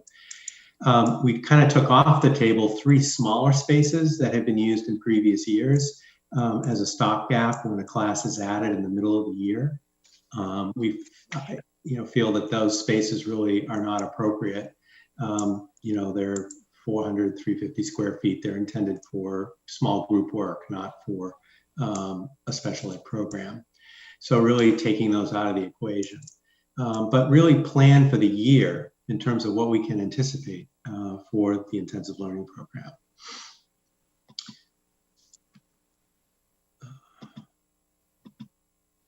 A couple of other notes to just by way of explanation. You're going to hear me talk about seats in the school, and a seat could be 1 student who comes 5 days a week, but we also offer 2-day and 3-day programs. And so if you pair a 2-day and a 3-day student, that's another seat, which would accommodate 2 kids in the community, where families have chosen, that level. We also looked at how to split between the 5-day program and the 2- and 3-day classes. And based on enrollment over the last 3 years, we estimate in the full-day program, we see more 5-day kids. About 2/3 of those kids opt for 5-day. And then in the half-day program, it's the opposite. About 2/3 opt for the 2- or 3-day model, which makes sense if you're only wanting your child to come, part-time. You're going to tend to go for the half-day piece. In terms of the intensive learning program in particular, this is what's really pushed the space. We have 90 students right now in that program. I want to add 70 of those students are in person.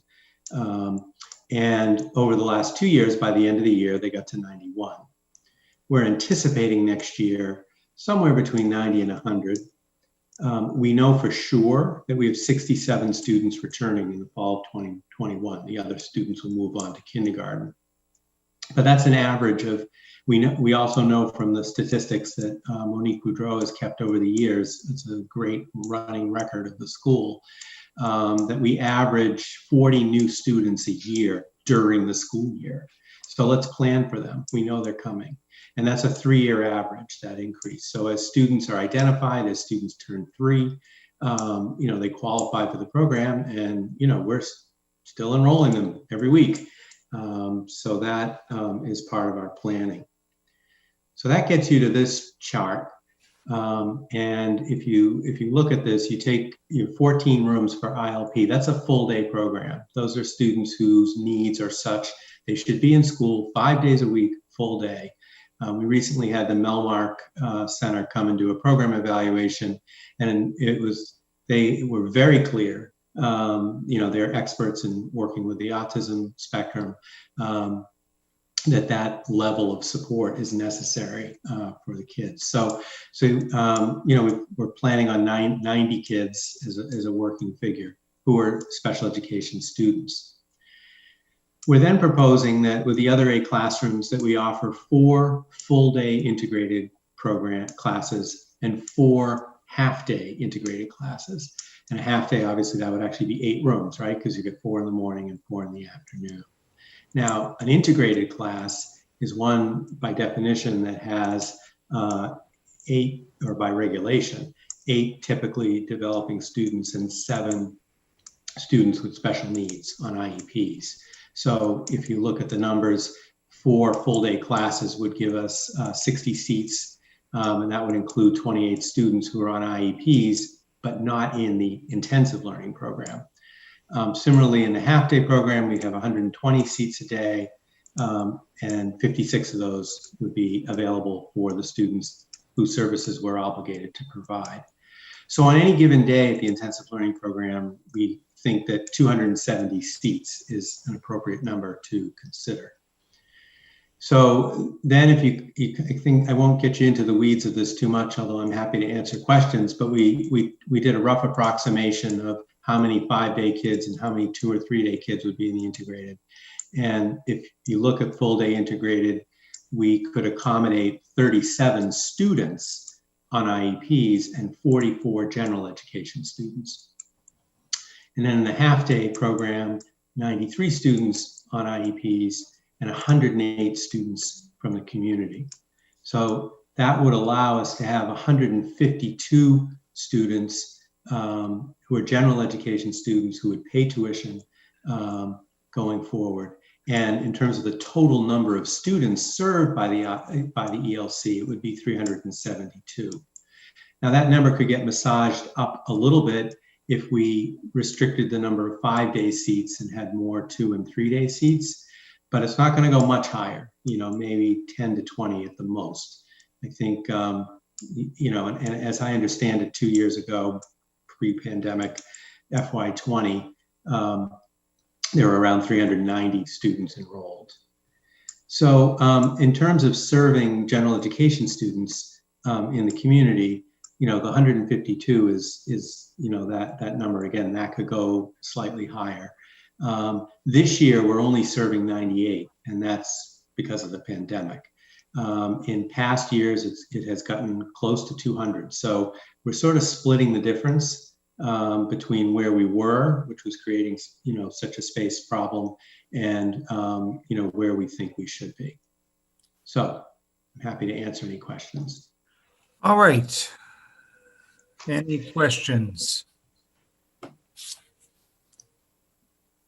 And can you stop share just so I could see yeah, there we go.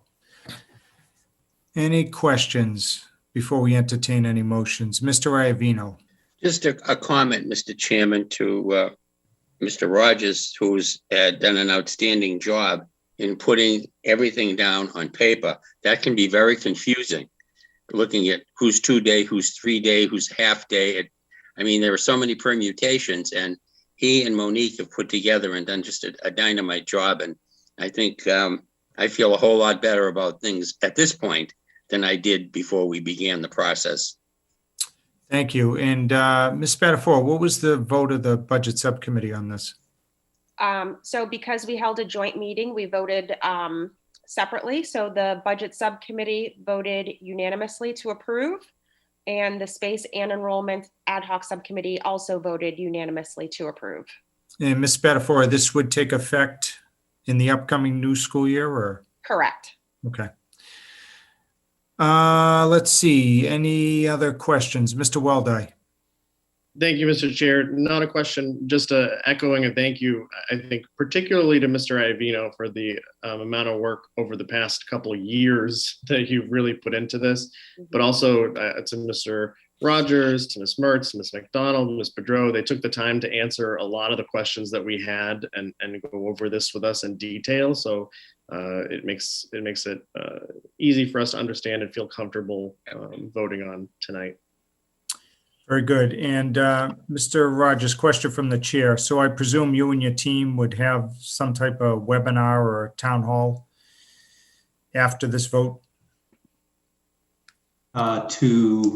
Just speak with the stakeholders, let them know what's happening and when it's happening. And yeah, I mean, we've been receiving multiple calls a day, anxious for registration. So we're actually going to be adopting a new system this year, and we're training scheduled with our office staff on Wednesday. And then we hope to have the registration up and running. So we definitely know there's a lot of interest out there. This plan has been communicated with the faculty and staff. It was also discussed at school council and PTO. And so, you know, if there's need for additional forums, we're happy to provide those. And Mr. Rogers, the feedback from them? Has been, I mean, I think largely supportive. You know, I think that the idea of, you know, planning at the beginning of the year for what we think we're going to need, you know, and really, you know, I mean, would we like to be able to take in more students? Absolutely. But you can't do that without sacrificing the quality of the program. So I think there's support for that. We also, you know, I know Ms. McDonald mentioned in her report a desire to increase opportunities for inclusion. And we feel having all integrated classes, you know, will allow us for those expanded opportunities. All right, very good. So Ms. Spadafora, you want to make, oh, Ms. Luong. I'm all set. Thank you. Okay, very good. Ms. Spadafora, you want to make the motion then? Absolutely. I would like to make a motion that we adopt the Early Learning Center recommendation to go to a 22 classroom school based on what was presented to us tonight. Okay, very good. Is there a second? Second. Second by Mr. Iovino. Any other questions? If not, we'll have the clerk call the roll. Mr. Drummy, Yes. Mr. Pryor, Yes. Mr. Gray, Yes. Mr. Iovino, Yes. Ms. Luong, Yes. Mr. McCarthy, Yes. Ms. Spadafora, Yes. Mr. Weldai, Yes. Mayor Christenson. Yes, that carries unanimously. The last item is the school year calendar change. I'm going to move to withdraw that. Just a little bit of the background. As you all know, Juneteenth is being celebrated on Saturday, June 19th. Our students were set to finish June 17th. The teachers were going to come back on June 18th for a PD day to wrap up, but we are now going to be observing Juneteenth on Friday, June 18th. So there was some discussion by teachers on whether or not we could forego Monday, June 21st and reschedule that sometime in August. In working with Deb Gesualdo of the Malden Education Association, a poll was conducted and nearly 60%, I believe, of the teachers stated that they would like to keep it as is. So Friday would be an observance, and then they would come back in the 21st for their final day, which will be a professional development day. So if there's no objection, I would simply like to withdraw that motion. Chair here objection. Superintendent? I just want to, just so our parents understand, the last day for students is Thursday, June 17th. Yep. Just so that doesn't get lost in the, with the holidays. So our students are there until June 17th, and our staff will come back for June 21st. Very good. Any objection? Chair hears none. So we'll now take a few points of personal privilege, and then we'll entertain a motion to go into executive session for the purposes of collective bargaining. Mr. Iovino. Thank you, Mr. Chairman. Just to echo other comments made in regard to Teacher Appreciation Week, as a former teacher, as an administrator, I can tell you that principals are nowhere without their staff. And this year, above all years, our staff has given 100%, 110%. And I take my hat off to them and say I'm proud to be called an educator and proud to call them my colleagues. Thank you. Very good. Thank you. If there are no lights, we'll entertain a motion. Mr. Drummy. Yes, thank you, Mr. Chairman. I'd like to echo Mr. Iovino's thoughts. Thank you to the teachers for the district. It's been one heck of a year and they've done a fantastic job. So I just want to say thank you to them. Also, I want to thank all the mothers, including you ladies on the committee, for Mother's Day coming up. It's a day you deserve. You've earned it. Congratulations to you, which allows me to segue very nicely into the Ward 1 Mother's Day breakfast is back on. It's going to be held Sunday, the 9th Mother's Day from 10 to 12 at Anthony's. We are going to be social distancing. We work with the Malden Board of Health. Councilor Crow is taking the lead on this. We will be social distancing, but we're limited to 100 people. So if you go to either Councilor Crow's page or my page, there's a little URL at the bottom for SurveyMonkey. You have to go there to register so we know how many people are coming so we can set the tables up properly. All you're going to be doing is leaving your name, the number of your party, a phone number where we can reach you, and or an email address where we can reach you. If you have a problem with it, you can email me at mikedrummy@maldenps.org. I'll work you through it. We'll get it going. We'll get you up. We'll get you in there. So I just wanted to put that out there. And thank you very much, Mr. Chairman. All right, anybody else? Ms. Spadafora. Thank you. Really quickly, just a reminder that the BBPTO will be meeting on May 11th at 6 p.m. I'm pretty sure, I actually don't have the details. I'll try to post it on my page. I'm pretty sure it's Zoom, but I will definitely get that information. But I just actually want to thank you, Mr. Mayor. I don't know if the full community, especially the school community, knows about the textile recycling program that your office has put out. And we are so extremely gracious that the monies being collected from that textile program will go to special student services account that will help our students, whether it's for needs within the school, hopefully when we're back in school and we can get back to field trips again. So now we have not only Bay State Textiles that is goes to our PTOs to make sure that they're helping out our students, but also this textile recycling that your office has put out. So we're extremely grateful for the generosity of your office. I wish I could take the credit, but it's all Ron Cochran, our communications director. So if you see him out and about, give him a pat in the back, because everything else he's working on with the changes to pay-as-you-throw, he also wanted to make sure that he spent some time on this because we knew it was important to you, Ms. Spadafora, and the PTOs as well. So I'm glad it all worked out. So if there's no other discussion, we'll entertain a motion to go into executive session for the purposes of collective bargaining. Motion by Ms. Spadafora, seconded by Ms. Iovino. Clerk will call the roll. Mr. Drummy? Yes. Mr. Pryor? Yes. Mr. Gray? Yes. Mr. Iovino? Yes. Ms. Luong? Yes. Mr. McCarthy? Yes. Ms. Spadafora? Yes. Mr. Weldai? Yes. Mayor Christenson? Yes. Committee will now be in executive session. So we don't need to say it, right, Mr. Weldai? Leave. We'll see you on the other side.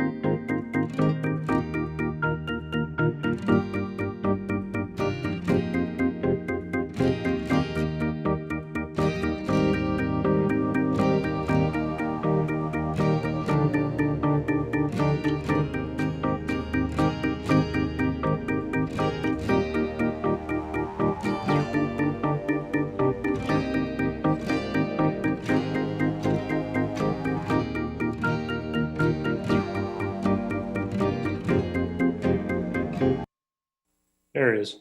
All right, everybody, we're back and we'll now entertain any motions by the committee.